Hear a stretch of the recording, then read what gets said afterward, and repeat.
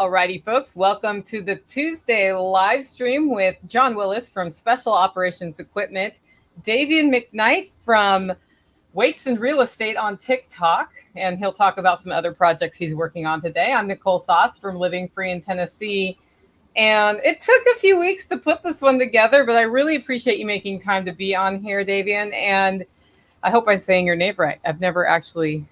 Yes, it's Davian. Okay, good. That's how it reads. So let's start out with this because you are completely new to our network. Why don't you tell us, like, who or what is a Davian McKnight, and what has brought you to start your TikTok channel and sort of go down that path of helping people create generational wealth? Yeah. So first of all, Nicole, thank you guys for having me. Again, I'm Davian McKnight, man of many hats, involved in a series of different projects. Got into real estate back in 2010. I was actually deployed to Afghanistan. I still was in the Marine Corps at the time. And then I came home on R&R to visit my parents. That sparked my interest in buying a piece of land. But the story goes much further than that. So a lot of kids are gamers now. I'm not a gamer personally. But what ends up happening, the game I actually enjoyed was Monopoly. It was just something that resonated with me as it relates to Monopoly. And once I was old enough, and as a kid, you always say, wait until I get my money. And now that I finally had the opportunity, that was my jump into the real estate realm. And I bought a piece of raw land. My plans were to develop a house. That didn't happen. Sold that land and then spent the rest of my time in Hawaii from there. Awesome. And then you started sharing your adventure. So I think the first video I saw you make, you were on TikTok and you said, this is how I'm acquiring, I think it was a 63-acre piece of land. Right. Is you leveraged money from a different piece of land into that. Can you kind of tell us how that all came to be? Yeah, absolutely. So with that particular design, I did what you call a cross-collateralized loan. Essentially what I did was, so I'll take you a step back. I bought 12 acres to hunt. So I'm a hunter also. So deer season, you're going to see me just posting whatever I'm doing in the woods to prep the land, putting up my feeder. Actually, you'll probably see a video next week because I just got a new feeder. So I buy these 12 acres. I sit on it for 3 years because I'm overseas. I don't have time to hunt and I don't have the availability to be in the States. While online looking for a place for my brother and I to fish, as you guys know, there's really no place that you can go fishing on public land now. You need something that is more in tune for private. So I find this 64 acres. There's 9 pictures of this land. Those 9 pictures, 8 were of the land. 1 was of a small house. So this is the part of the story you guys don't know, right? So as I go through the photos, the 9th picture is of the house and it says a small farmhouse, but it's 1,500 square feet. So in South Carolina, 1,500 square feet, it's not small to me at least. So I started thinking, how can I finance this land? Took a step back. I said, well, you have the 12 acres that you own outright. At the time, I bought it for $19,000. When we did the appraisal, the land was worth about $30,000. So back to the point of the cross-collateralized loan. I took that loan and I used the equity that was in the property, the $30,000, and that was then used as the down payment to buy the 64 acres. So what I'll surmise here is I got the 64 acres by leveraging the 12 acres free and clear. Now, because it was an agricultural loan, so I went with an institution called Arbor One. Because it was an agricultural loan, the house did not meet the requirements to be included as a part of the loan. So the merchandisable timber, meaning the trees on the property and the acre, the value of the acre per land, the value of the land per acre came out to the asking price for the property. So I got the house for free. That's awesome. And do you get to go out there? Are you in that house now, or are you just working out there? I see a lot of farm videos, but yeah. So actually, we're in the process of finishing the final renovations. I'll have the ceiling fans put up. We did drywall, we sprayed. So we're getting everything in order now, and I'll be at the farm full time. And I actually am building a content studio on the farm specifically to share more with people that are interested in transitioning and creating a better life for themselves. That sounds really fun. Are you going to do classes out there, or are you going to kind of keep your location private? Yeah, and we're considering that, so obviously, being a man of with the background of being in the military, you're kind of reluctant to share your location.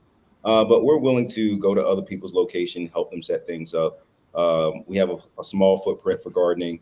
So we're pretty open. I won't say that I am adverse to it, but I think it's a case-by-case basis. Now, when you're processing your chickens, then you kind of open up the aperture like, man, I really could use some help. But then again, you're still a bit reluctant. Yeah, this weekend, a friend of mine who has 80 chickens to process, and she was going to do them next week. Last weekend, I said, well, I'm out of town next week. So we did about 25 of her birds just by doing what we call sort of a GSD weekend, get shit done, where a bunch of different homesteaders come in and help. And she was so happy because doing that, taking that on by yourself is a big job, but it's not a big job when you have 4 or 5 people going to it. I mean, and what you're illustrating is community, right? So yesterday I posted something, so I'm coming back and I see a fire team, if you will, of ants, and they're moving something. And nature always leaves clues. And what I realized in that moment, everyone needs teammates, no matter what you think, so no one can get on the national stage and say, hey, I'm self-made, because there's nothing I've done in my lifetime that I've done on my own. Whether someone helped me or whether someone disappointed me, both had some type of valuable lesson that I was able to utilize to help move me forward in the right direction. Mm-hmm. Okay, but let's back up. You raise cattle, right? Yeah, so we have cows, but I would say the overarching thing would be husbandry, right? So because we have rabbits, we have meat chickens, we have layers, we have cattle, and we're raising turkeys right now. So last year we gave away 100 turkeys, and it came at a very healthy cost because of supply chain shortages. So what we did, we took a step back and we bought the turkeys early enough so we can actually figure out how much feed is going to take to actually raise them to 14 to 18 weeks before we process. And the other element of that, people actually will donate money. So when I ask, hey, I'm raising money to process and be able to give turkeys back to the community, I can with authority say it's going to cost me $25 per turkey. So that gives me context. If I says, hey, I'm raising money and someone gives me $400, but it ends up costing us 35, that math doesn't add up even in Texas. How many people are in the community there? If you're raising 100 turkeys, how are you deciding who those go to? Well, I think we have to be better about it. So the roundabout answer is we raised 100 last year. Well, we bought 100 last year. This year we want to raise 200. The population density that we're looking at is about 6,000 people that we could actually influence and impact those households. We still have to figure out the process of how do you decide who gets what. So it's been on a first come, first serve basis. I don't want my reason for giving to be tied to another person's reason for receiving, right? So sometimes you'll be like, well, that guy doesn't need help. I just gave him $5 and he jumps into a Mercedes. My good deed is not associated with what he has going on, so my blessing won't come from his end state. My blessing comes from being a cheerful giver. Awesome. Are you doing anything? Are you just straight up buying feed, or are you doing anything to start producing your own feed, like with the supply chain? So we were talking about supply chain disruptions a week or so ago. Mm-hmm. And I know, like in Tennessee, one of our biggest non-GMO organic feed producers moved to Central America. So they're gone now. Mm-hmm. And that was really difficult. And then the only other one in the state decided not to do soy-free foods anymore. Oh, wow. So from a regenerative poultry raising standpoint, that made it really hard to source feed. And we've started growing fodder trees that we can ferment and feed them. Have you looked at some of that, or are you still sort of, luckily your supply chain is supplying at this point? So being a product of the Marine Corps, I'll always refer back to that. We are always expected to do more with less. So every Sunday we go to the fruit stand, they throw out all of their fresh vegetables that's not so fresh to them for selling to the public. We take that. There's another outfit in town where you can buy loaves of bread for next to nothing, so the ducks can chew on that a little.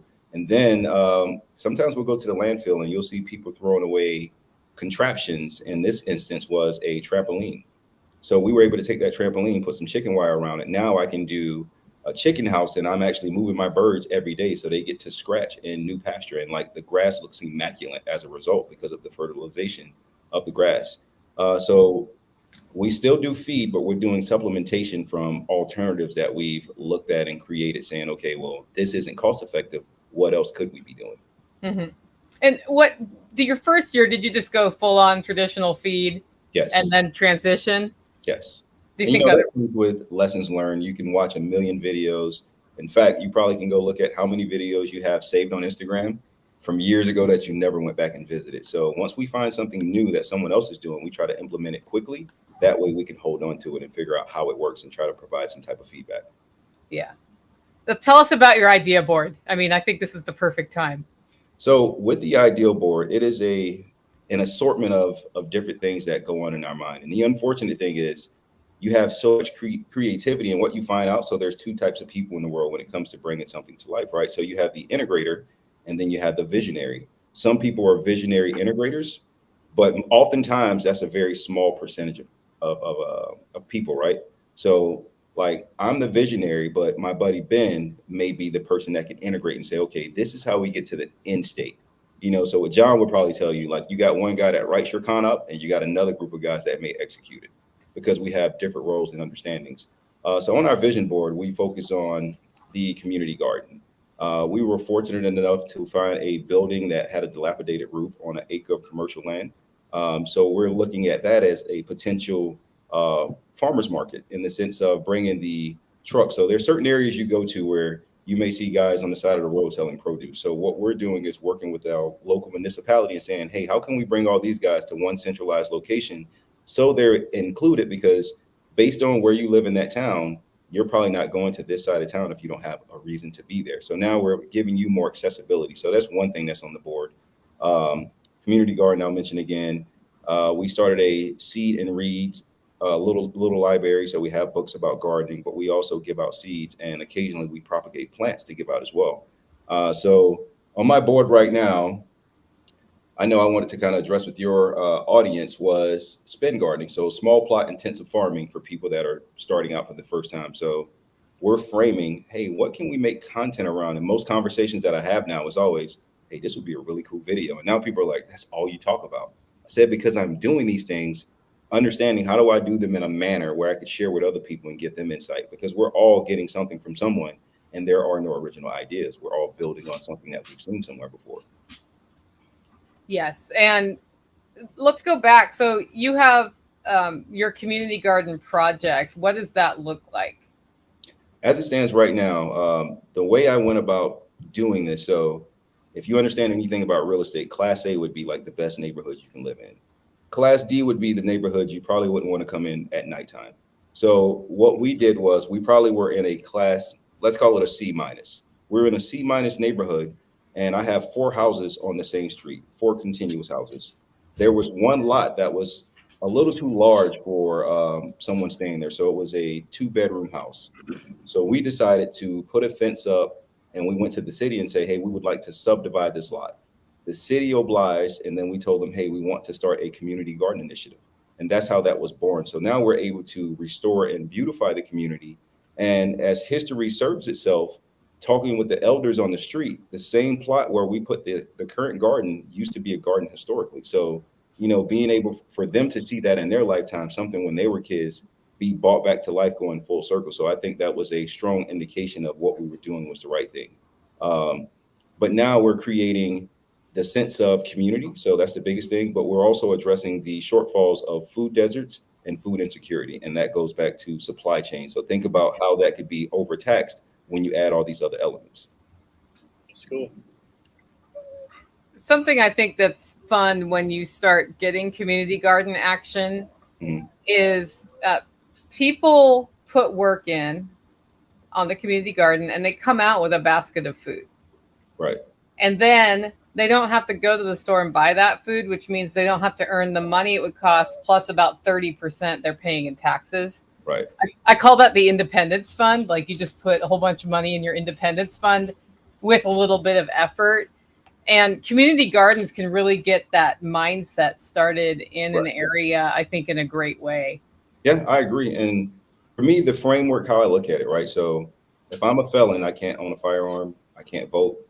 If I get a DUI, they take my driver's license. Everything that we're doing in Lake City, and the same as you guys, you're giving people skills that man can't take away. And that's what matters. These are skills that will serve them and last them for a lifetime, but these are also transferable skills that will go down to the next generation.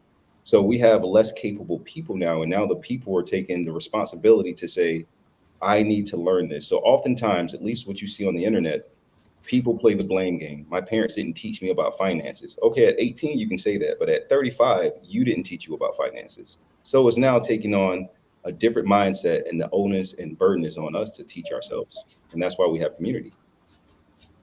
Yeah. It's funny because I would just talk yesterday about like learn new things or die. That was what I was.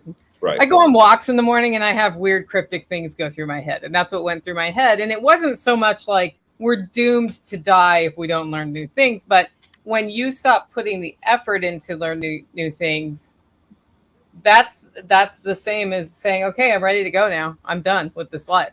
Yeah. And so it's always interesting because there's hesitation, I think. I think the biggest questions I get about gardening are, how do I start? Yes. And then I'm like, well, there's dirt or soil and there's a seed and you put water and you see what happens, right? Like that's at the most basic level what you're starting to do. But I think there's so many experts out there talking about how to garden that people think it's harder than it. I mean, it's not that it's not hard, but they think it's harder than it is. I think in that same vein, right? So let's say if you're going to do something just in your backyard alone, if you're looking at Instagram, you're looking at the person with the chicken house, you're looking at the person with the nice raised garden beds. Sometimes we have to start where we are. You go back as far as you could recollect, and your parents teaching you to ride a bike, you fell down a few times, but you didn't look across the street and say, oh, little Timmy's already riding. He doesn't have training wheels. You worried about the fight that you had ongoing. So sometimes we have to take a step back and says, hey, that person's reality isn't mine. We shouldn't operate from a position of envy, but also we should operate from a position of admiration. Hey, this is what I have to work towards. I mean, he just said I spent $4,000 or, his budget per week on social media. In my mind, I'm like, okay, that's what I'm aspiring to. I admire that because that gives me something to work towards, because I know at the top, I'm only going to see better results, and now I can help more people. Yeah, I think that's a really important thing. Coming to things with a learning mindset rather than a jealous mindset can get you a lot further. We talk a lot about eliminating the poverty mindset in your life, because I was in the poverty mindset for a long time, and I still catch myself having these thoughts sometimes that they undermine what I'm doing, right? Right. And when I catch myself, I stop. And I say, okay, like, why am I thinking that? And how can I change my perspective? Because just changing the perspective alone, it's not like it's a magic wand that changes your whole life and your whole life is successful no matter what you do. Right. But it does make you open to seeing opportunities and taking advantage of them, or knowing why you've decided to do something versus not decided to do something. When we're in what I call the must be nice territory. Right. Where, somebody else is doing something that must be nice. It's an excuse to stay there, rather than build. And what I find myself oftentimes, being from South Carolina and involved in the outfits and the things that we do, people refer to us as, the word they use is country, right? Oh, you guys are country. And I had to take a step back, and I wrote a Facebook post, and I said, well, I consider myself lucky, not country. Be mindful of it, right? I'm lucky that I understand how to process my food, where it comes from. Mm-hmm. I'm lucky that I get to practice the same thing that my grandparents got to practice when it comes to gardening. To me, that's luck. Imagine if I didn't have that information, and I'd be living like everyone else. So be mindful of calling someone country, because they're capable. So in the end, I think more people are gravitating towards, hey, I want the Ferrari. I want to live in the big house. And I usually take a step back and I tell the story of the three bulls, right? The three bulls, the first guy is in the pasture. That's the bull everyone should care about. But that bull has fell from grace because they've tricked us to believing that the gold bull on Wall Street is the thing you should admire and care about. The gold bull on Wall Street generates revenue, and then he tells you to go get the Lamborghini with the bull on the hood, while everyone forgets about the bull that's grazing in the field, and he's the only one that can create life. Yes, year after year, he creates life. Now, did you grow up exposed to farming, or did you kind of come to that later? How did that journey happen for you? Yes, so I grew up in let's call it a farming family. My grandfather was a sharecropper. My grandmother had a garden. My uncle had a garden. Growing up, almost everyone in my neighborhood grew some type of food of some sort. So it was really a barter system because if you're growing squash, well, we're not going to consume this much squash. Hey, we're going to trade off with you guys for okra. And this person may have tomatoes. So it was always that togetherness. It really takes a village. Everyone's operating from this mindset of, hey, I need to get this amount of money so I can live this type of lifestyle. But you're really isolating yourself and putting yourself on an island alone. But when you need QRF to come, they can't show up because they don't know you exist because you want to be on the outskirts in your own element. So again, you need that village. You got to have a village mindset because I don't need to know how to do everything. I just need to know what question to ask. That's really true. No, sometimes it's hard to find the right question to ask. Yeah. Have you ever run into that?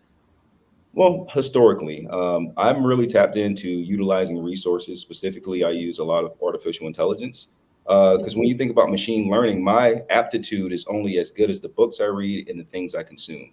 And that is still finite when I'm comparing myself and competing with something that can generate new responses and new information in nanoseconds. So being able to tap into the actual platforms that give you better answers and solutions. So what I try to preface it with is understanding that you still need actual intelligence for artificial intelligence to work. So a lot of people don't realize that, like, oh, this is terrible. I was like, well, you actually have to make the right prompts to get the end result that you need. Can you give an example of that? Like what program for AI are you talking about? So when you describe doing your shorts, right, for Instagram, YouTube, so on and so forth. So there's a platform called GetMuch. GetMuch, you can do up to 4 hours of content. What GetMuch does is it breaks your content down into small segments. It'll put the words on, give it the visual effects and everything else, and it'll give you a predetermined number of clips. And then you go through each clip and say, okay, I like that one. Okay, I don't necessarily like that part, but you have the ability to do the edits in it also. So that is one platform. We use a lot of ChatGPT. So when you guys start doing your interviews and you're saying, okay, Davian, send me a bio. Tell me a little about yourself. And then you remove my name and then you put in my body of work into ChatGPT and say, hey, we're doing a podcast interview with this guy, Davian McKnight. Tell us what questions we should ask. And then it's going to break it down. And then you'll come up with some questions. But to take it a step further, let's say you're creating a new opportunity for feed since your guys moved and someone's reaching out and saying, hey, we want to partner with you. Here's our proposition. You can generate your response. You can post their proposition and say, this is my response. Identify what questions I possibly missed. And then ChatGPT is going to say, you probably need to ask these 4 things also. Mm-hmm. So teaching us to be more proficient, but it also helps with idea generation. Awesome. Have you used any of the image creating ones, like yes, for graphics? Midjourney is going to be a really good one. Midjourney is, I think, is a very powerful tool because when you're utilizing Midjourney, you're really giving a description. So you start with a prompt called imagine.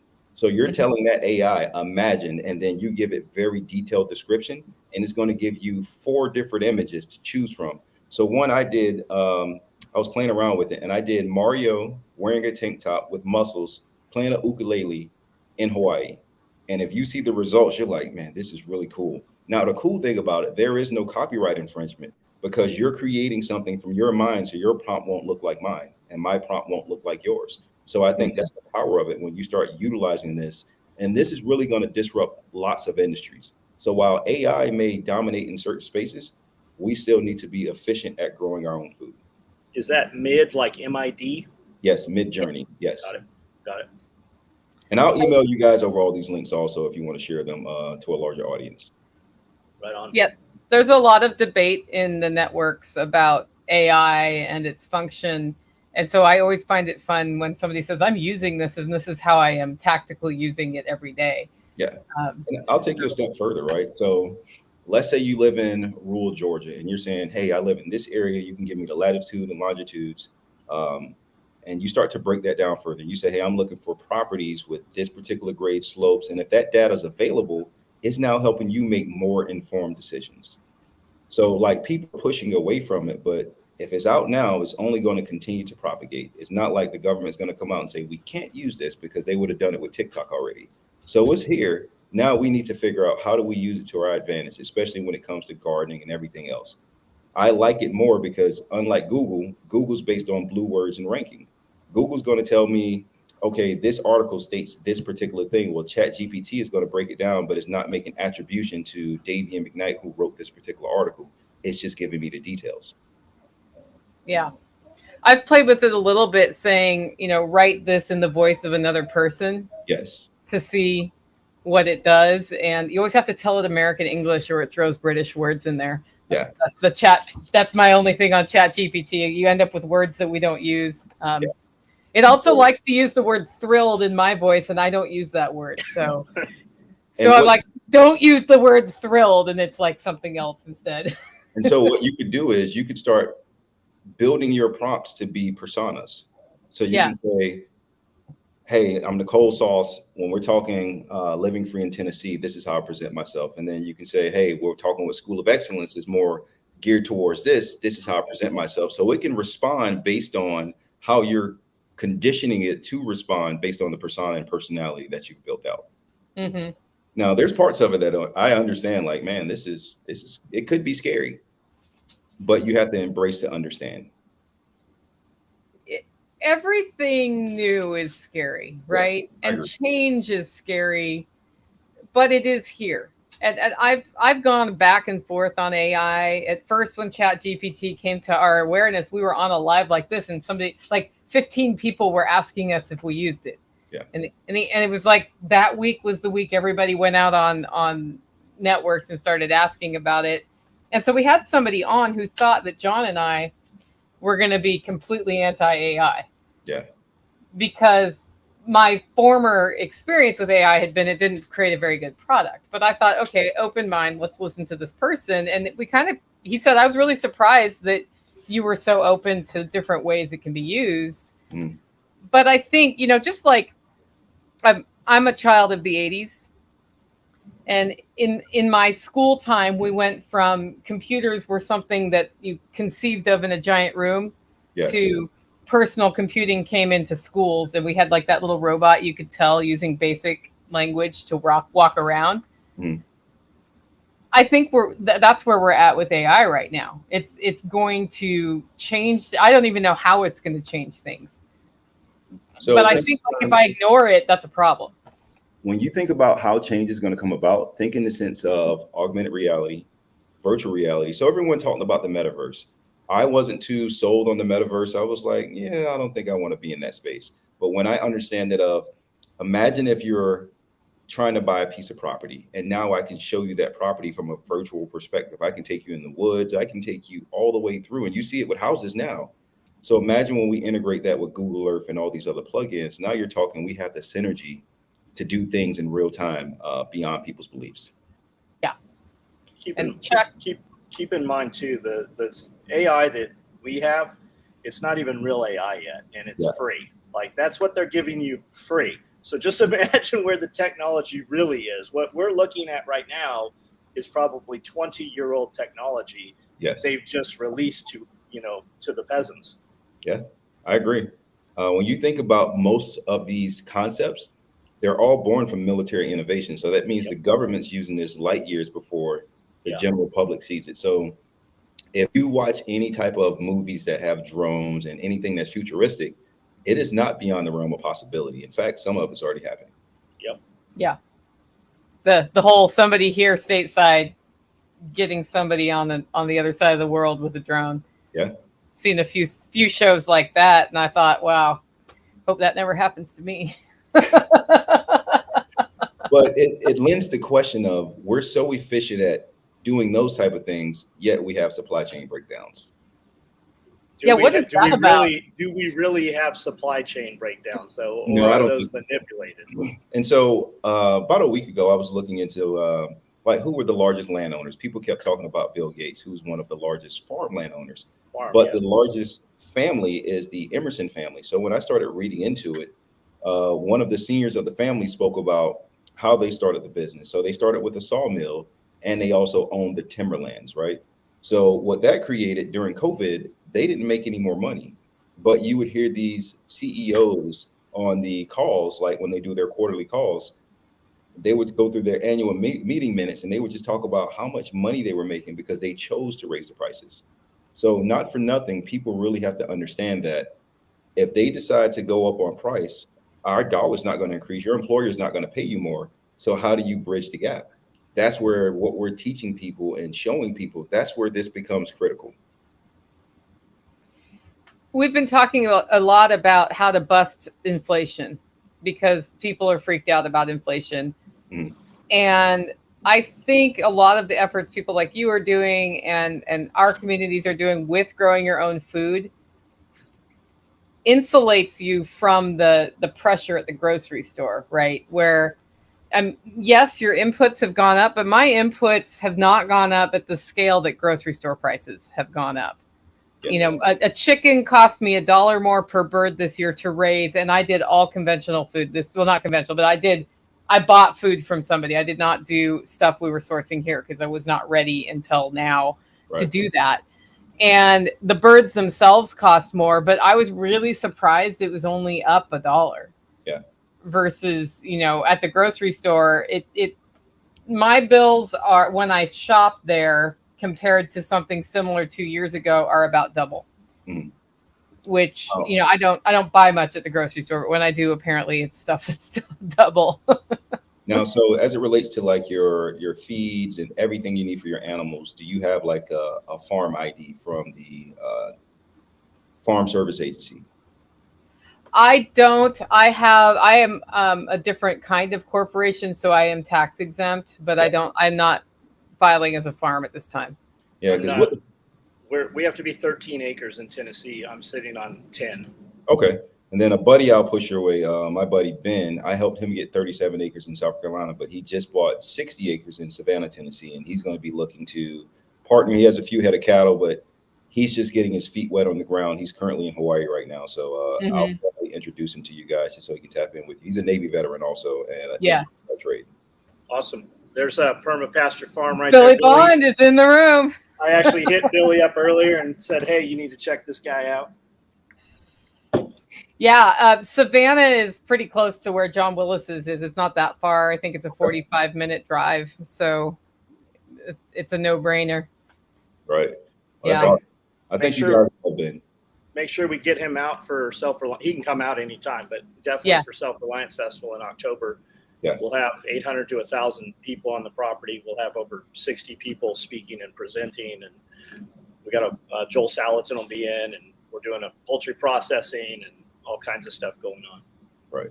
Yeah, I was looking at the lineup that you guys have. I must say it is very impressive. And then when I saw Joel Salatin, I was sold. I was like, okay. Yeah, we're this guy. Yeah, we'd sure like to add another name to that. We'll see. I have to confer with the powers that be. My business partner Steve, he kind of keeps me in the rain because sometimes I just run out in traffic. He's like, "Hey, cars are coming." So I know the feeling. I always have to confer with my the partner in the homestead here. Like, okay, I'm going out of town again. You got it? I think that's what you find with community. So a lot of my friends are becoming mindful. Working for big government, when you're a contractor, things turn over rapidly, and so you become exhausted with not knowing and being uncertain if opportunity is around the corner for you or the lack of opportunity. So another buddy of mine, he left his job, fired his boss. He's buying 22 acres now to create his own homestead. So more and more people are taking note. So everything that we do is important to someone. And so I believe in positive imagery. So oftentimes I have to see someone doing the thing that I want to do that lets me know it is possible. And it's not on Instagram. You have people in your communities that are doing what you're doing, but we don't look to them because they don't have the glitz and glamour. We're looking to someone online. And I think most of that is an illusion oftentimes. So I want to be up close and personal and show people, hey, this is what we're doing. This is how we're doing it. We don't have anything to hide because if you're transacting and doing business, we'll find you on the internet. Yeah. It's getting off the paycheck plantation, man. That's what my buddy Evan likes to call it.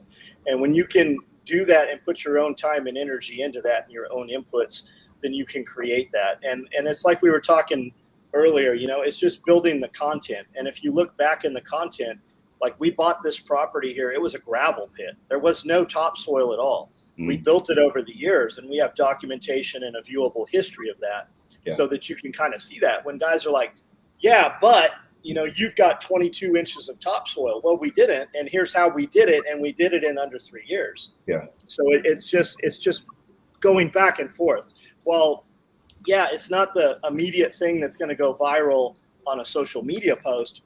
You can also look back and scroll back and see how this actually happened. Right. And then also taking, because you did document it, you can very easily make viral clips that do show the progression, where this was nothing but chert, and there was a trommel and, an old excavator out here. And now, there's grass taller than I am out here. Yeah. I mean, and there's beauty in that, and it's, to me, IG stands for instant gratification. It's created a culture of people that think things are supposed to happen overnight. Everyone has this microwave mentality, and a lot of people don't want to put in the hard work, but nothing comes easy that we do, right? So when you take a step back, being able to create and cultivate from the mind to your hands and then harvest it, that's a game changer. Yeah. And so I often tell people when they want to get into gardening, hey, well, I don't have a green thumb.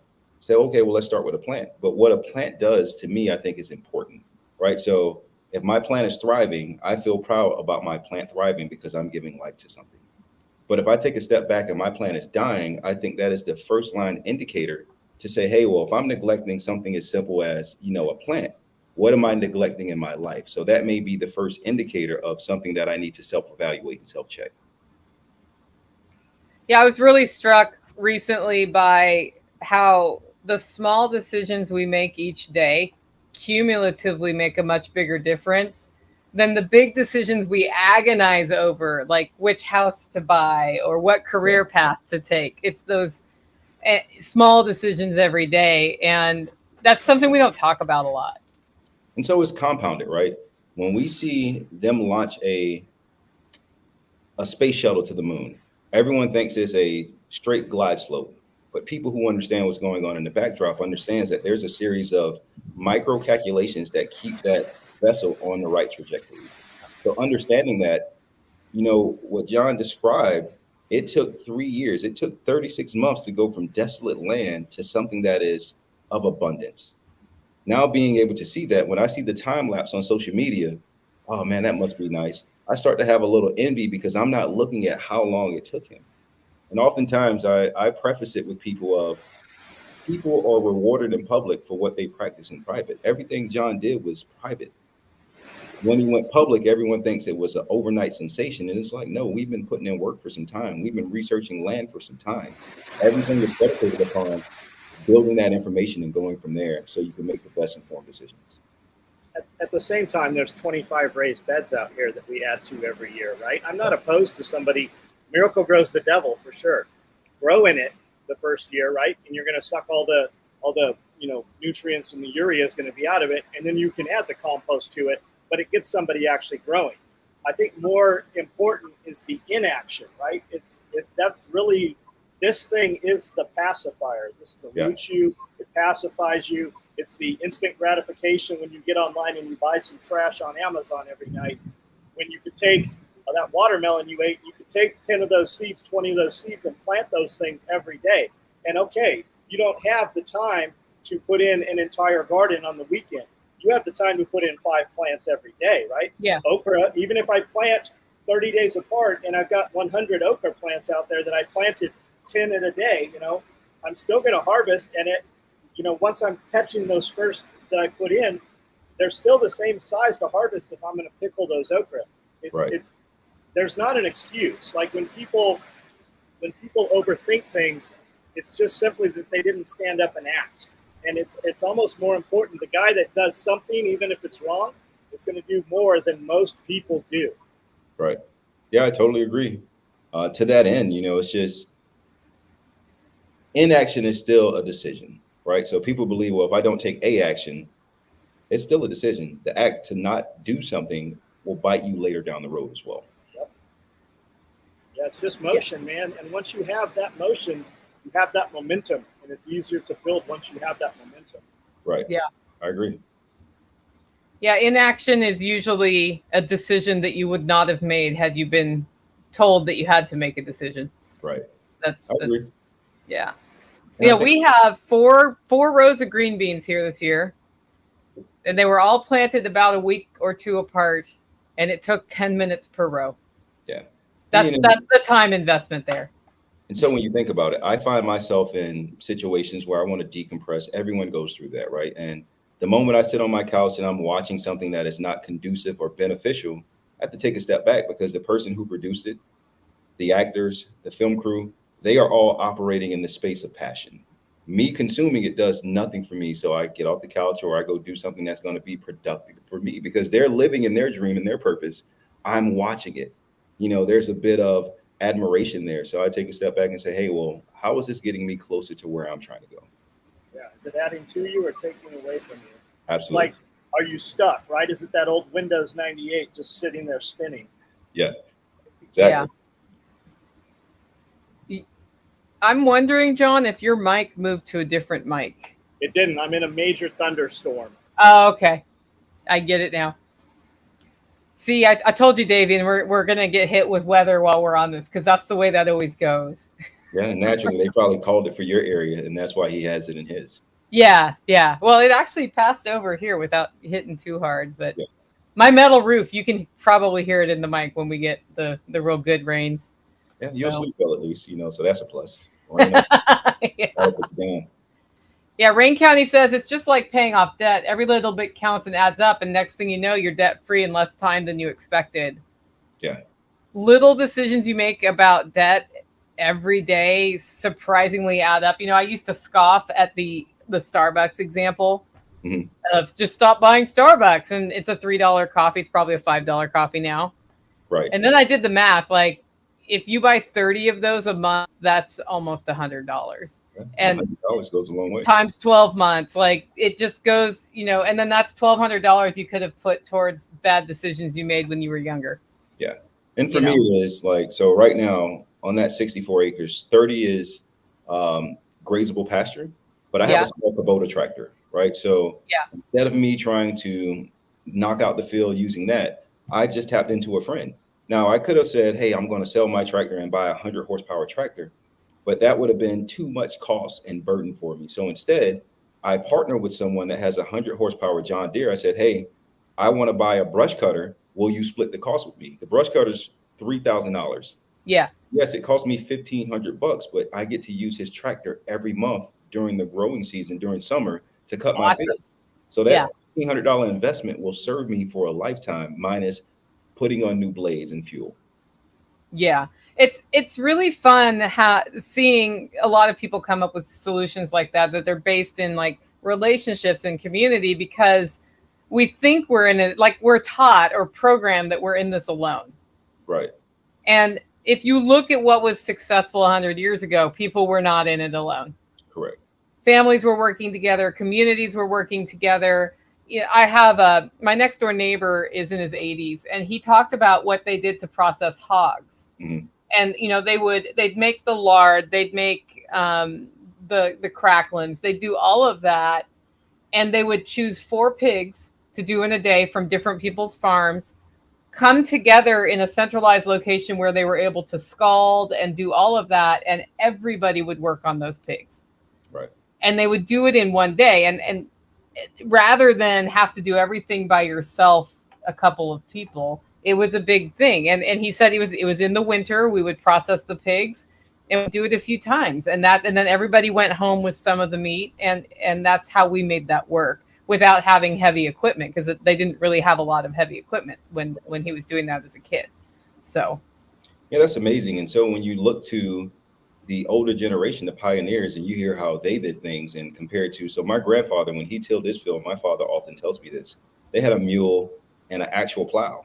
Mm-hmm. So what happened with my family, my mother is one of 11. So because sharecropping was such a hard job, my uncle, when he graduated, his bags were packed. And when my grandfather came home, he was in New York. My dad's saying he's a younger child. Where's your brother? He left. What do you mean he left? He took his bags and he moved north. And you see that during that time, you had a mass exodus of Black farmers that left their sharecropping locations to go for better pursuits in upstate. Yep. For those of you who are wondering if John just got hit with a tornado, he has texted me on the side and said his internet router has blinked on and off, and I'm not sure if he's going to try to get back on if he can. But apparently there was some power blips at the SOE compound, and that's why he suddenly disappeared. But he's okay. So every so often we get those mean twisty things here, and that can be scary. So yeah, I can definitely live without that. Yeah, our last Self-Reliance Festival, we had an issue where the twisty things came through and the giant event tent was up, and the next morning the giant event tent was not up. So we had to put it, that's the first thing we did as a community, was put the tent back up so we could have sessions. And we only started 15 minutes late. So I was really proud of everybody for that one. That's awesome. Yeah. So, yeah. You know, somebody says here, that's community building. True community is built with sweat, blisters, and stories. If you think about how our society has sort of been architected, I don't know if that's a real word, but I'll use it. Yeah. We've started defining community by geography, by school district, by all of these sort of top-down things, where it used to be, sure, geography played into it, but you were sort of self-organizing by your church community or by interests that you would have, different clubs that you participated in. Mm-hmm. At this point, it looks like we're going back to that. Right. Where, sure, we have these sort of more artificial top-down ones, but when you look at like the homesteader communities and all these other things, it's kind of fun to see that bubbling up from the bottom up and how different it is. And it always ends up in like the story of, you know, like we did the chicken processing help with our friend.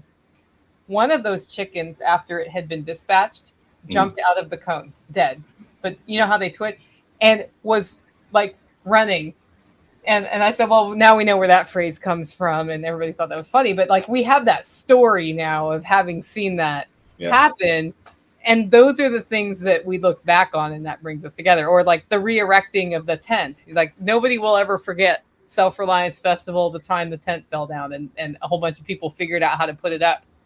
So, and I think that's amazing, actually, to have community. And what I look to, so a lot of my friendships are friendships that have been fostered later in life based on interests.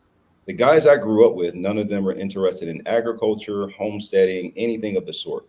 Then I concluded we were friends based on proximity. We played together because they were my next door neighbors. But as I got older, I had the power of choice, and I chose people that were wanting to go down the same path that I wanted to go down. There's an old African proverb, and it states that if you want to go fast, go alone. If you want to go far, go together. That's where community comes in, because what we're building is much greater than an individual effort. Yeah. Sounds like a t-shirt, John.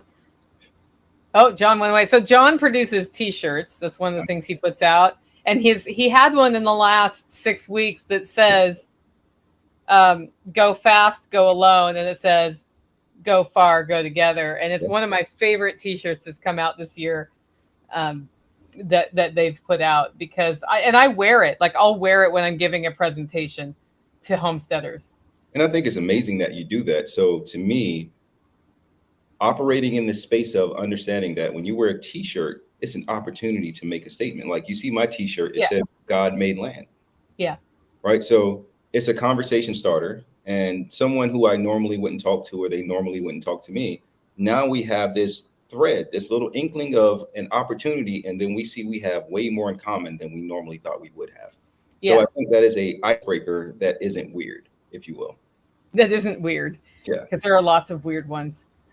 And as an introvert, I'm always more awkward than everybody else when we're meeting people. So, or it feels awkward. I don't know. I've had to force myself to start asking people questions from the time I was young, because I was that shy kid, you know, that wouldn't talk. And now I talk too much. Now I have a podcast. I just talk to listen to myself talk, right? You're going to do it anyways. And think about the conversations you get to cultivate. Yeah. But I really like it when I run across people who I'm the person who talks to the person who nobody's talking to at the event. That's right. Because I used to be that person. Mm. And usually the people who are sort of out around the edges observing have seen more interesting things at that event than anybody else, because they were paying attention. Right. They get to rather than, so it's very nice to find the people on the fringes and talk to them, because they'll say, I saw this really cool thing happen, or I learned something from that conversation that I overheard. And it just adds a depth that you've never seen. Right. So, yeah. But I love your God Made Land shirt. And let's go back to the land thing. So your TikTok is Weights in Real Estate. Why did you choose that name? So by virtue of just being in Afghanistan, I'm not encumbered by, let's say, cooking my own food, doing my own laundry, or any of the things that you have the responsibilities for when you're back in America or wherever your homeland is, your domestic life, if you will. So you work out every day, 6-7 days a week, because that's a part of your process. It's a ritual, if you will. And I was investing in real estate from afar. So I've built a decent sized portfolio of single family homes.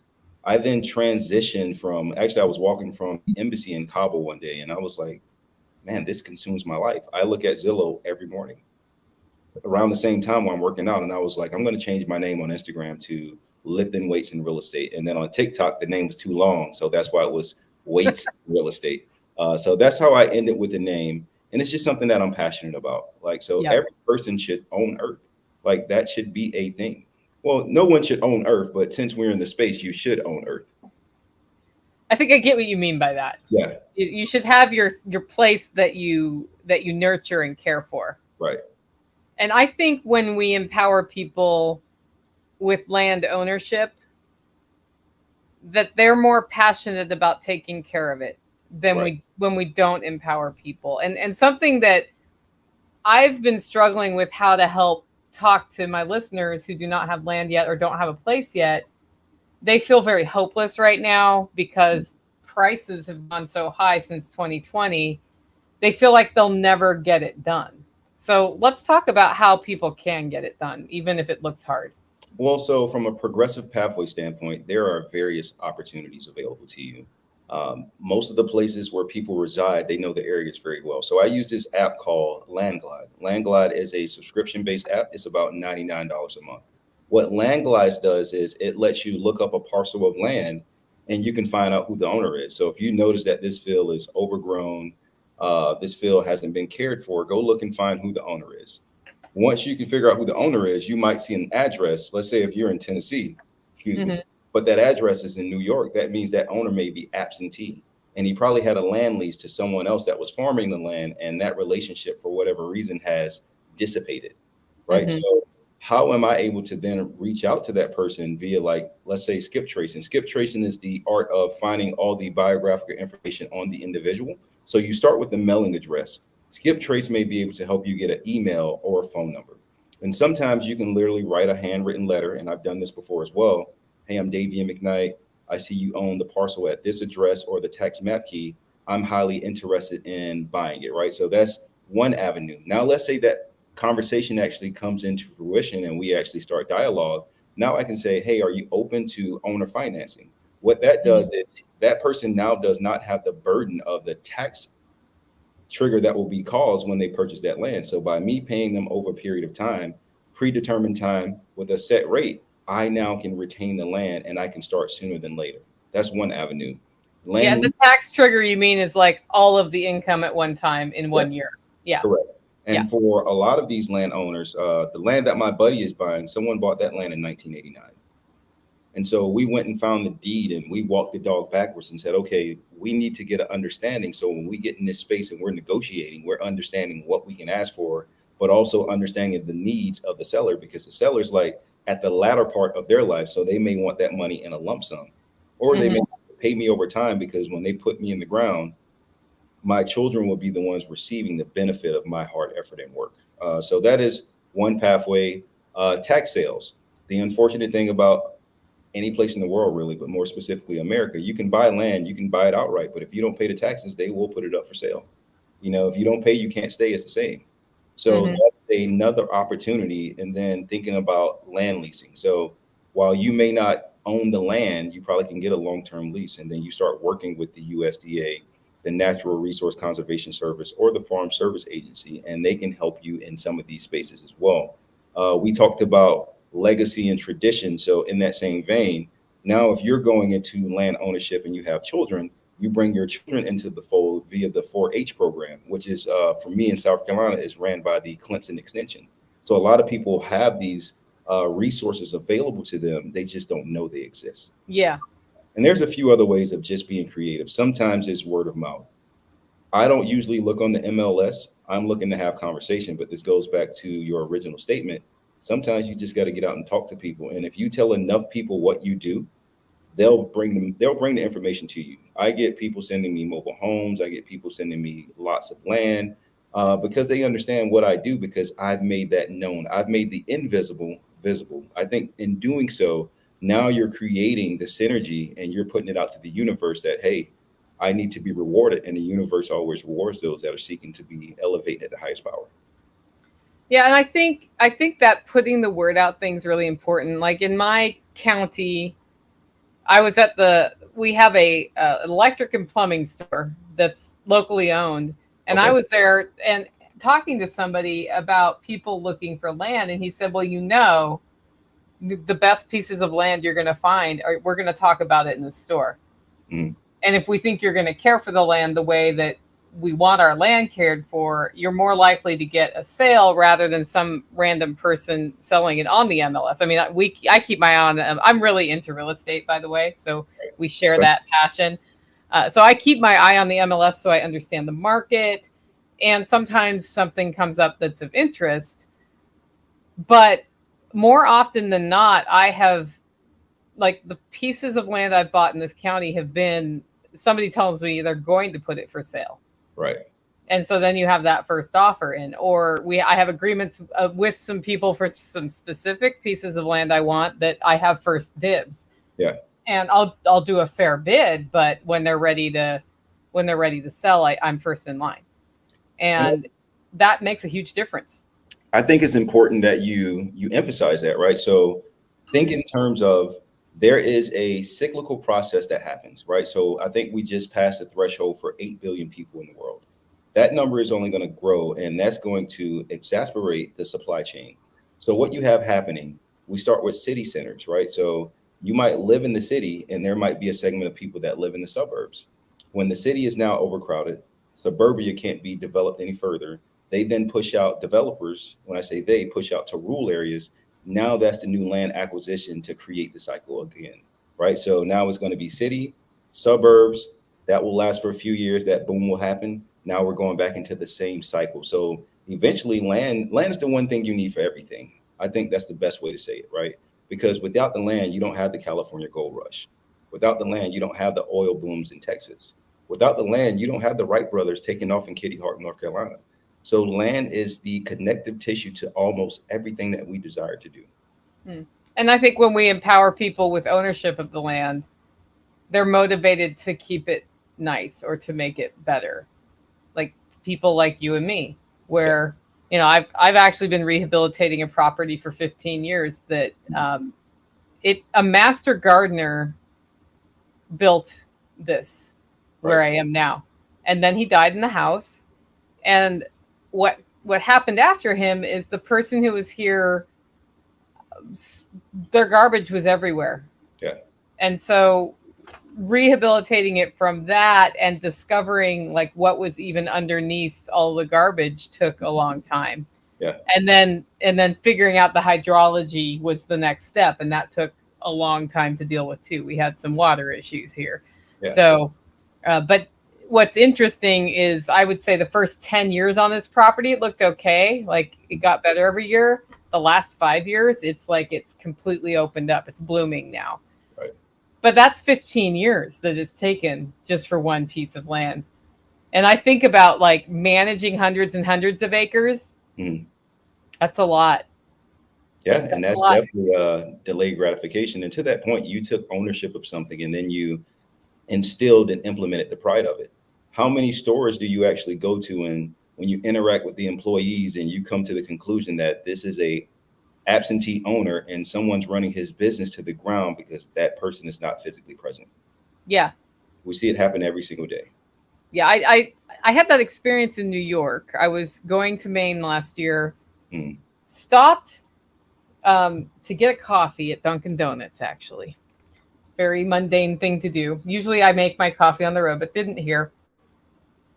And there were people working there who did not make eye contact with anybody who walked through the door or talked to them. Mm. And when it was finally, and they seemed very overwhelmed, but there were only about 4 people in the store ordering things. Wow.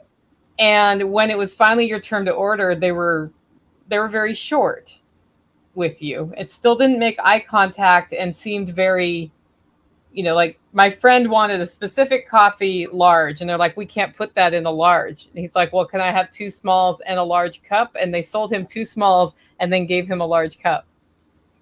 And I'm thinking, like, from a big picture standpoint, you can ring it up as 2 smalls, put it in the large cup, right, and not waste the other 2 cups. And if I was the owner of a store like that, I saw that, I would be losing my mind, actually. But I don't run stores for a reason.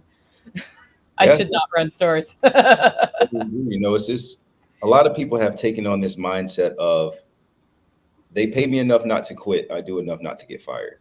Yeah. When you're working on your own land, it doesn't matter. Yes, in South Carolina, I have 13 hours and 8 minutes of daylight. I utilize all of it because I get, satisfaction beyond anyone's wildest belief of the work that I've done and being able to see the results from the sweat of my own brow. So I think that's important. Yeah. And it's funny because that is how the farmer's day goes, right? In the winter, it's dark at like 3:30 here. Right. And that's when dinner is basically is about when it gets dark. This time of year, I'm hard pressed to have dinner by 8:30 because it's like the sun is not super hot. It's the best time to do the evening things in the garden and not just fry out there. And then next thing you know, you're starting to cook and it's 8:00 at night. Right. And this, I used to fight it. This year I just stopped fighting it, and I just accepted that at this time of year we eat at a weird time compared to the rest of the world. Yeah, I'm in that same boat. Is you forget to eat, and then by the time it's dark. So your mind is already being conditioned. Now it's time for me to eat. And you look and it's 9:00 and you're like, well, I'm going to bed soon. I can't eat and go lay down. You have to be careful what I eat. Yeah. It's a constant struggle. So I totally get it. So I have a question here in the comments. I'm not going to read the exact words because it's I've been watching it develop, but what would you say to people who have a piece of land they love, they're cultivating, and they don't have anybody to leave it to? Either they don't have kids or their kids are not interested in that. What would you tell them to do to pass it on in a way that it continues to be nurtured? Now, for the sake of legacy, if your kids aren't interested, I would probably be more amenable to, now, first of all, if your kids intend to have children, I would leave it to the next generation, because now the burden is on the parent, being your child, to ensure their child, your grandchild, doesn't lose what their parents have left for them, right? So I think that's how you create that legacy. So if you're leaving it to your grandchildren, that's now 3 generations that this property has been in your family. But I also think it is helping people understand legacy and the value of land. So it's really conditioning them and having the conversations earlier versus later, because the longer we wait, they won't have value in it. If they live in a rural area, they may say, hey, I want to go live in the city. But once they get to the city and they reach a certain age, they're not going to like people. They're going to realize, I don't like people that much. I don't want to be around a bunch of people. I like my dog. Yeah. Right? Now they are embracing moving back to a rural area. But for kids that have these farm responsibilities, they want nothing more to be unburdened by their obligations. So naturally, they want to move away. But eventually, I think full circle, they'll come right back. That's probably something I would evaluate, though. What does that conversation look like? Because multi-generational wealth, like if my friend Jack Spirko of the Survival Podcast talks about 7th generational thinking, meaning the decisions I make now should benefit 7 generations out from now. Right. And if I can live my life that way, the whole world, if more of us do that, then the whole world gets better. And that's partially like familial generational wealth, but it's also, rehabilitating a property for the good of you don't know who in the future, and you don't care. All you care is that you were able to put in a source of food in this area, or ameliorate a toxic waste spill or something. So how do you see that conversation going, just from getting the value of land across to multiple generations who may not may not see it instantly.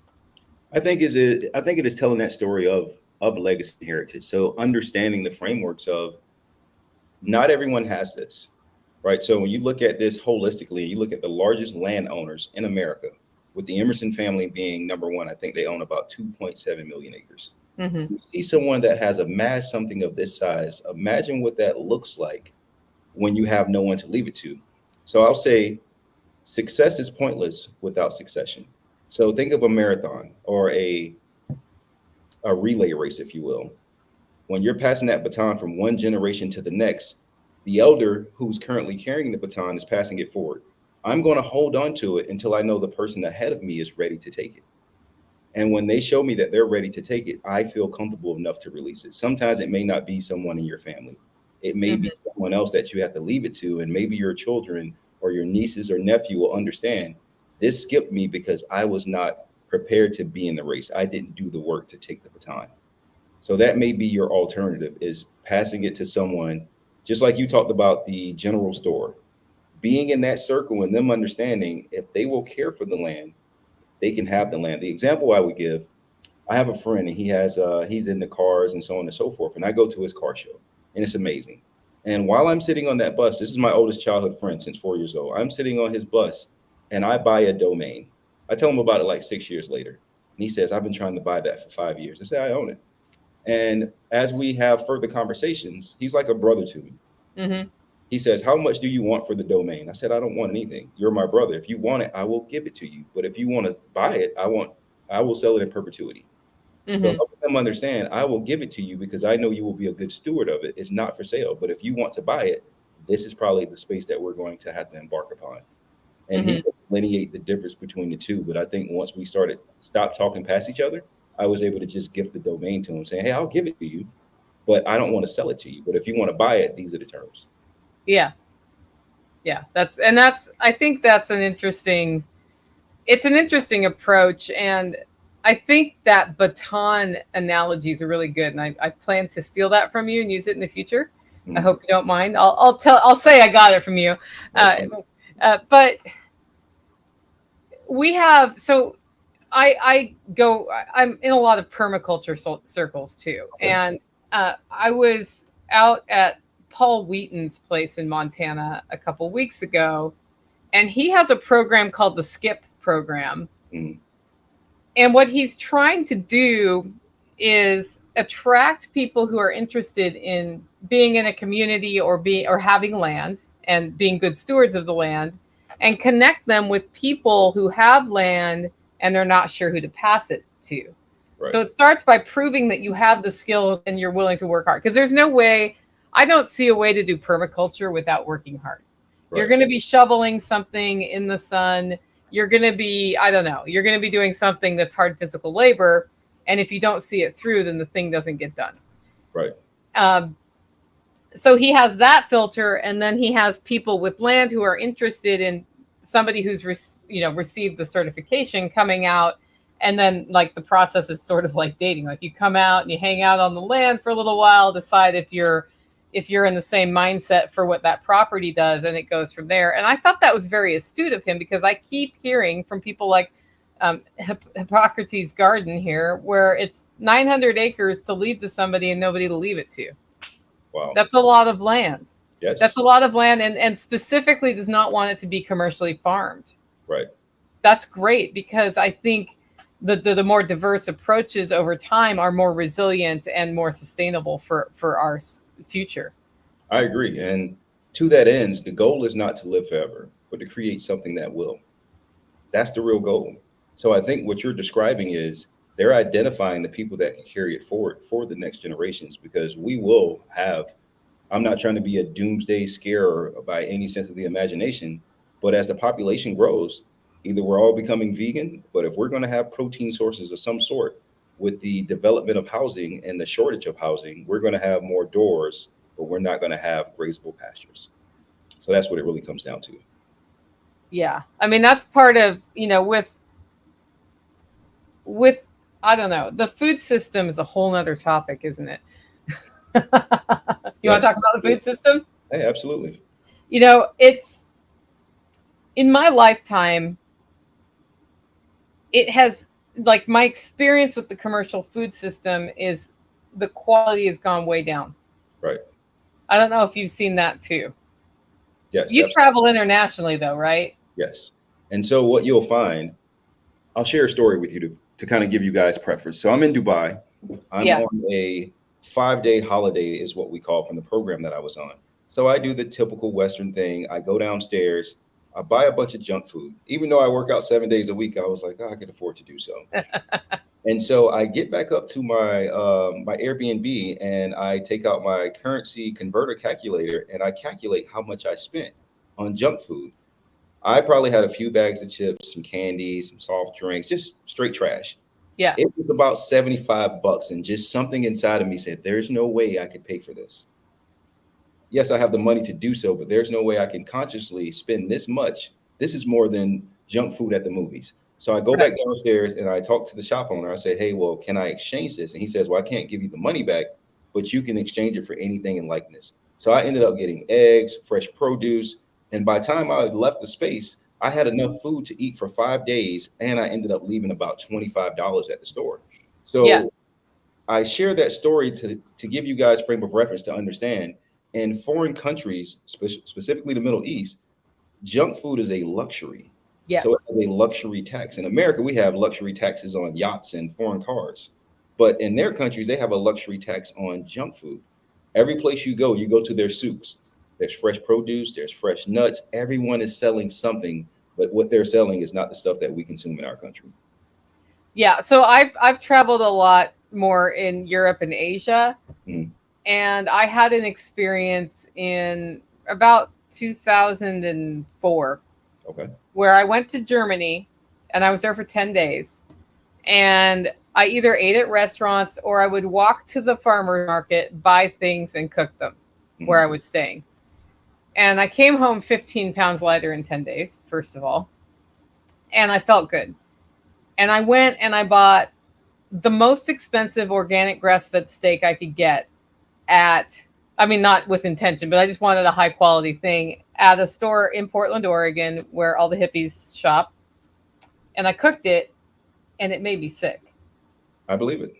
And I was like, our food is different. That's the problem. That's why I started growing food. Like I had been interested in canning and I sort of poked around at growing some tomato plants and I had a really big pear tree at that point. Mm-hmm. But that moment I realized I'm not sure I can trust what I get even in the highest quality stores in our country. And it bothered me for a long time. Right. And then I found farmers markets and I found farmers and I found sources of food that are in fact better here. Right. But that's a lot of work for people. Absolutely. And I think by having a network, you guys are sharing resources. So again, I don't need to know everything, but I think the more granular statement is we have to figure out a way to detangle lobbyists and congressmen, right? So the example I would give is when Michelle Obama had the Get Moving initiative, and they were trying to ban pizzas from school. One of the largest developers for distributors for pizza was in Massachusetts. So of course they pay a lobbyist, and before it was said and done, pizza was now viewed as a vegetable because of the tomato paste. So when you hear these things, while appalled, these are the people that we keep electing in office. Yes. Congressman, there has to be term limits because America's being bought, not just the land, everything's being bought, but the people that are, the unfortunate collateral damage are the citizens. Yeah, we need a lobby for real food. Yeah. Hashtag no fake food. Yeah, we call it real food. Like people get offended when I call it real food, but it is. It's like I know you can eat and get nutrition and stay alive by eating the junk. And I agree. It's delicious, some of it. Yeah. When you go off it for long enough, it's less delicious though. But it's engineered, right? So when you think about everything you see on a restaurant menu, people don't realize. So if you think about monosodium glutamine, MSG, it's in everything. So when you have that bag of chips and you just can't stop eating it, there's a reason why. So like it tricks the brain to still think that you're hungry, especially when you go to barbecues when people cook with MSG. Right? You're over consuming and then you feel terrible. And it's like, yes, because your body's now working overtime to try and digest your food. Yeah. Well, you probably don't know it, but I'm on the 75th day of 75 hard today. Oh, wow. I have one more workout to do. And the diet I chose was what I called it ketovore, but I'm not allowed to have any processed food of any kind either. Nice. And after 75 days of that, I'm not sure that I want processed food again. Right. Because like I feel really good right now.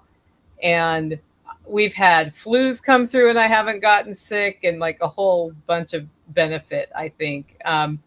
But I was always sort of, every 3 weeks or so, I'd have something, as a treat that was processed, and clearing it out has made a huge difference. Yeah. And I think when I say they, I mean big government. Yeah. They make it complicated for you not to eat processed foods, right? Yeah. So the major contributing factors to food deserts are big box stores. So if you live in a rural area, you're going to see a Dollar General. Everywhere. And convenience stores. So when you go in these locales, there's nothing fresh on any shelf. You're either getting something that is high in sugar or high in carbohydrates with empty calories. So I know you as a traveler, you probably had to prepare to take food with you or get food when you get there. And they've even made that hard at the airport, saying, hey, you can't even bring your own food. Yeah.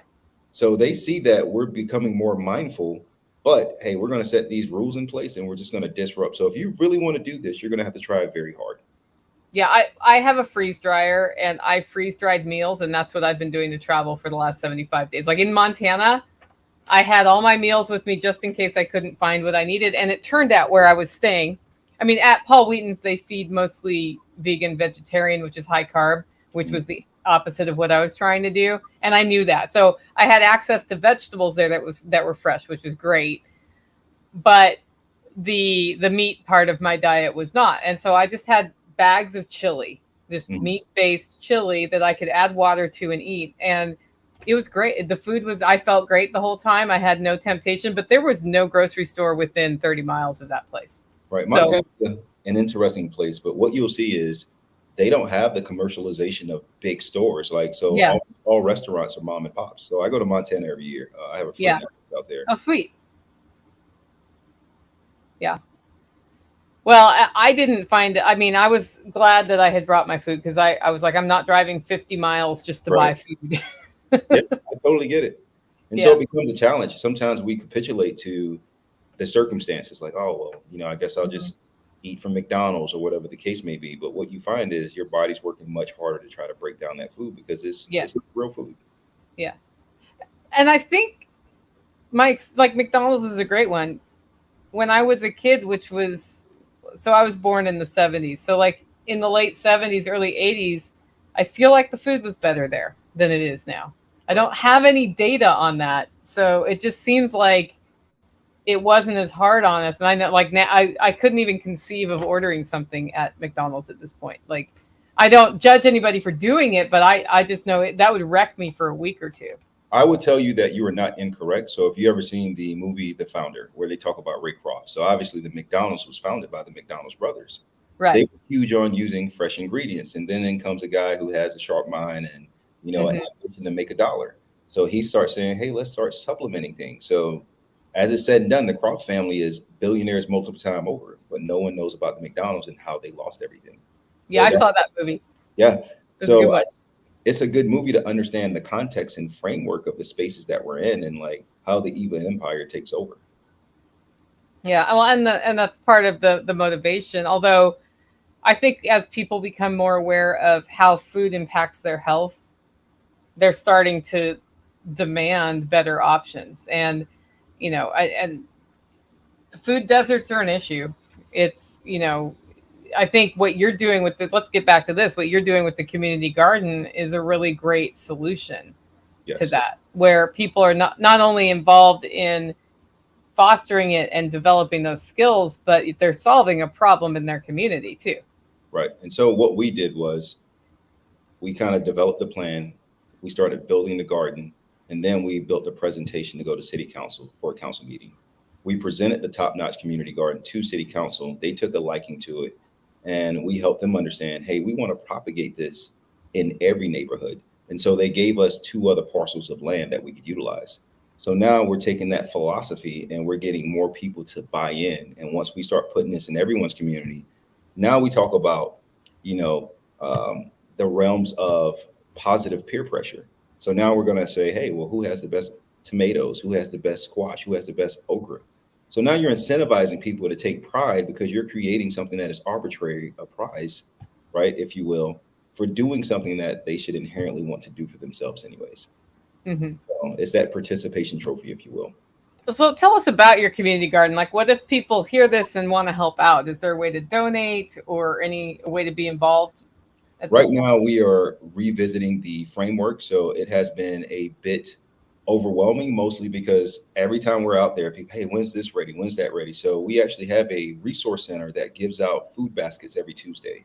Mm-hmm. So what we've done is, instead of getting 35 calls about green peppers and bell peppers, everyone's excited. We now donate the food to the resource center, and then the resource center gives out the food as people come in to receive their packages. We are also evaluating and looking at food lockers. So I was down in Jacksonville watching a football game, and there was advertisement for a food locker. And initially I was like, oh, that's interesting. So the more I thought about it, it helped me understand that people are prideful. So we still want to be able to support you, but we don't want to take away your dignity. So we want to be charitable, but we don't want it to undermine that a person has fell on hard times. So with the food locker, we're creating the ecosystem where you can send a text message and you get a code to be able to go on this particular locker 1A. And there's going to be produce and canned goods and so on and so forth for a family to be able to receive based on the specifications, right? So there's an entire framework around it. There's some challenges with community gardens, right? Because everything I've done has been self-funded. Like I've paid for raised garden beds. We're an art town. So what we've done is we've incorporated art, and that's what's caught the eye of the city and other philanthropists that are operating in the same space. So success oftentimes leaves clues, right? So we're looking at what they've done in the spaces they pioneered in, and then we bought something that would incentivize them to want to partner with us. So we're finding reliable partners to help us inch the needle a little further. Well, that sounds really great. And do you want to talk about your YouTube channel or not yet? Well, yeah, so it's still in the nascent stages, if you will, just kind of talking to you and John. I said, okay, I got some work to do. And now I don't feel terrible because I know you do all your stuff as well. So it'll be. Yeah, I fall through the cracks too, just like everybody. Yeah. And so now I have a group of good guys around me, and we all share similar passions, and we're building the framework. So we're actually developing a content studio right now for this particular purpose, so we can get out and have these conversations, because the reality of it is someone's doing something amazing. You just don't know who they are. My partner, Steve, and I, we had the privilege to sit down with a friend of ours. He's 74 years old. So he was able to give us the vantage point of the world as how he saw it. So the guy you see with the orange shirt, that's Notch Harris. So interesting story about Notch. Notch is a convicted felon, but Notch is the linchpin between the community and the youth. So he works with the Department of Juvenile Justice, and he does all the supervised community service for the youth. So I tied in and partnered with him because while I may be able to get in certain spaces that he probably wouldn't have accessibility, the same is true that he has accessibility to the youth that may feel like I am not as relatable to them. He's actually he's a farmer as well, but he does row crop farming. So he's farming on about 25 acres. Right now we're planting deer corn for deer season just because it was the ideal I had and we had the seed. So we wanted to play around with it. And as you can see, we partnered with the right people and we bought art to the neighborhood because we want the community to care about their neighborhood just as much as we do. Yeah. And I see that it looks very artistic. I'm gonna try to pull one up and hope it doesn't autoplay here, but let me mute it so that we don't end up with. There we go. So yeah, so guys, if you want to give them a follow, they're just like building out this YouTube channel now. It's called Top Notch Community Gardens, and I think it's a really cool project that you're working on. It's really great to see solutions coming that are run by people with passion rather than just, somebody at the federal level telling you to do something. But you can check out the art here. That's pretty cool. And so the guy you see in the video, his name is Wilbert Rice. So I get on Facebook one day and I was like, hey, who knows an artist? Yeah. And someone tags him and that was their cousin. So him and I get on the phone and we talk for 3 hours, but we never talk about art. So it kind of lets you know we were operating on the same frequencies and we know that we would be able to cultivate and create something powerful. So what you see in that art what it symbolizes. So the gentleman on the left side, that is Dr. Ronald E. McNair. He was on the Challenger space shuttle that exploded. He was from Lake City, South Carolina. The other gentleman that you see on the art, that is Dr. Layla Africa. He was more of a holistic provider. So everything that we talk about of utilizing the food to heal the body, this guy was pivotal in that space. Yeah. And that's all coming together in the community garden with like the sun. And is that the sun and the tree? And so we have 5 different art pieces. And on Monday, July 24th, we will actually have a ribbon cutting ceremony with the city of Lake City. Awesome. Well, I think that's really cool, guys. Give him a subscribe. There's like, I don't know, 50 or 100 of you on this right now. There's 4 subscribers to your channel because I just subscribed. So you had 3. So he hasn't really gone public with this channel, but I think we can start giving them a boost if we just head over to Top Notch Community Gardens, give them a subscribe, give them a follow. So when you post new things, we see them, and you can follow the story of how Davian is working with a community to grow food, create better prosperity, opportunity, and change the mindset. I think it's really cool. Thank you, Black Scorpion, for subscribing. Much obliged. Much obliged. Yeah. It's just fun to see. I love that art integration, actually. That makes it so it's still playing on my computer. It's distracting. I need to stop watching it. But I love that idea of not only creating the food, but linking it with beauty. Is really nice. I